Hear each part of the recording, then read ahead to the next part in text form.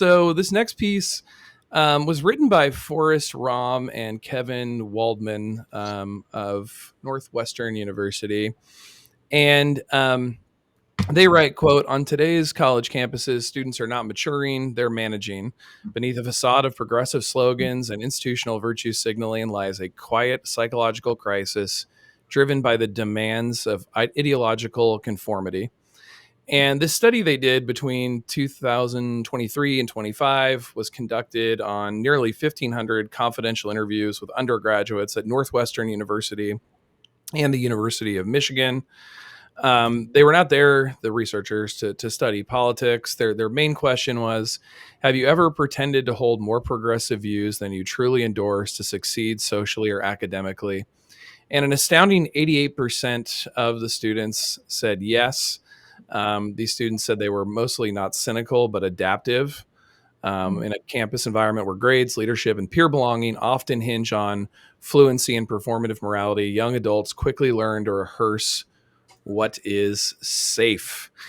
And so that was their conclusion. I think this study is still preliminary. I don't think that the data has been made available, but they went ahead and printed an op-ed write-up of it in The Hill, which folks can read. I don't know. These, we've been in academia. Some of us taught in academia. We've all been students in academia. What do you guys think? Yeah. Yeah.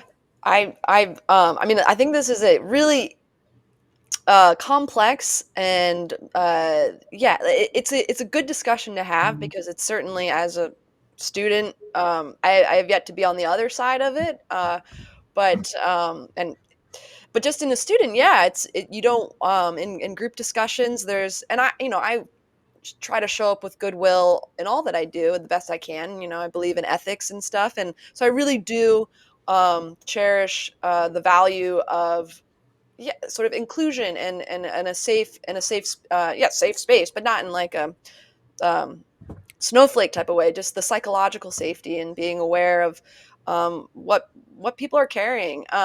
But it does come into it kind of plays into a self or like I'm not necessarily self-censoring, but I'm checking in with myself. Oh, can I say this?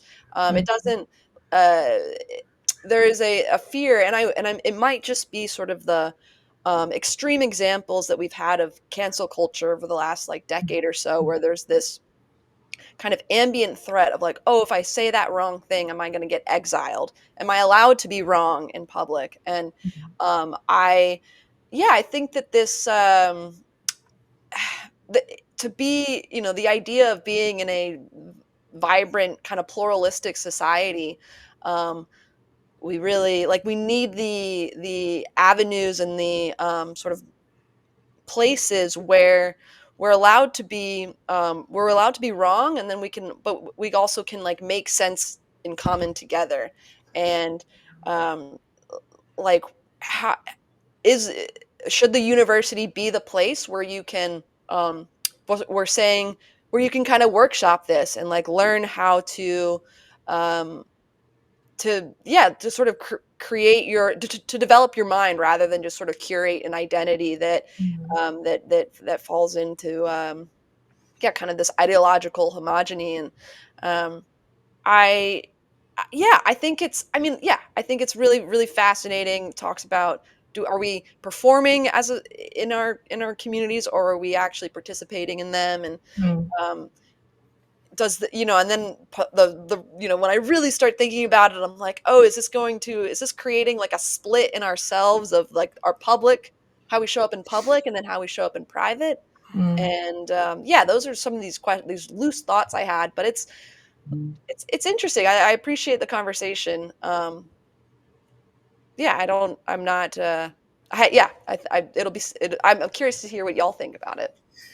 Yeah, I agree with so much of what Dickey said, especially like a cancel culture situation or the difficulties of like navigating these kinds of topics in the classroom.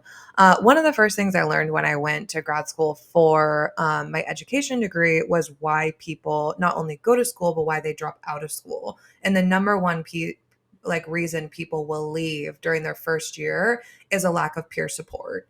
So this idea of like having peer support, having peer relationships is so vital to your success in school. It's not, it was so interesting to me because I would have immediately thought, like, oh, if you're first gen or have good grades or bad grades, but it was so much about relationships. And you see that same concept when it comes to debates too. There's a really great study that came out a couple years ago about, do debates change minds politically?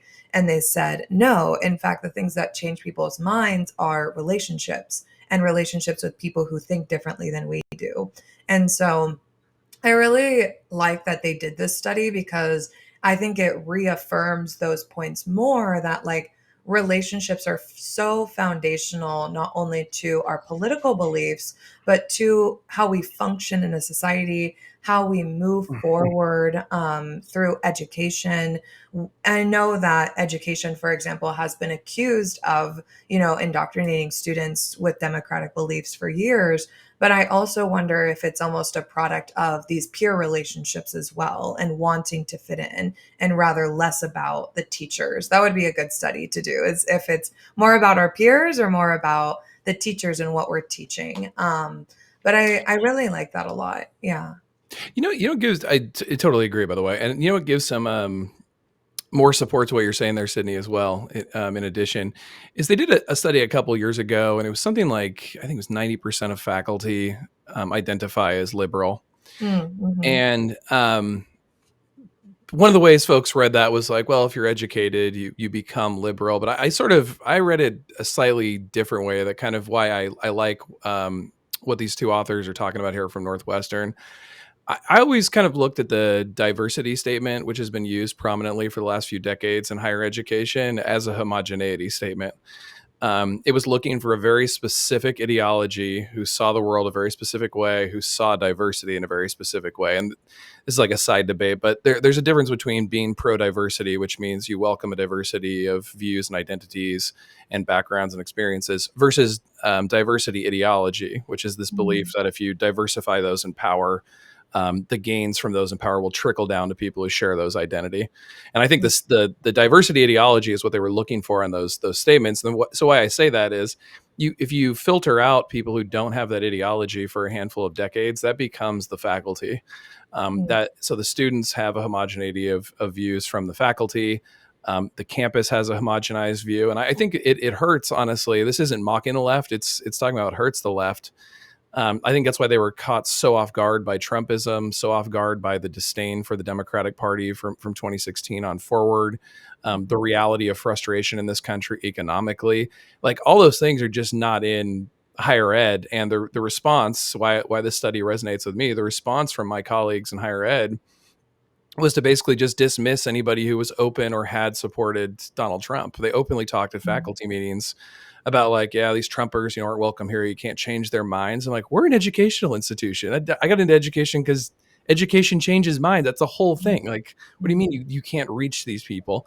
And so I think this study is, I think students are always intelligent. They can always pick up and read a room for the most part. And I think students, figured it out. Like, oh yeah, all these faculty, get their jollies off when we talk about how much we love Kamala and our disdain for MAGA, and that can help advance my career. So be it. Yeah. Yeah. So I believe it is time for Dickey. Yeah. Yes. I usually we've done the truth or troll game here, and I love truth or troll. We can definitely play that again, but I wanted to try a new game out that I'm working with, and if y'all want to be the guinea pigs, I would Let's love do it. to. We're ready. All right, yeah, I would love to take you through the archives, I guess, and play this game called "When Was This Headline?" And the way we'll play is I will read a real headline, and Sydney and Nolan will have to guess. I was thinking which decade it was published in, Okay. and I'll give you bonus points and then you can have bragging rights, of course, if you nail the exact year. Ooh. I'm fired up, Sydney. You ready? I feel like we should start getting prizes. Yeah. Okay. Yeah. You want some like lollipops or something? Okay. Yes. So let's do this. I'm ready. When was this headline? We are fighting fake news, AI bots by using more AI. That's a mistake. Oh, sorry. Nolan, when was this headline?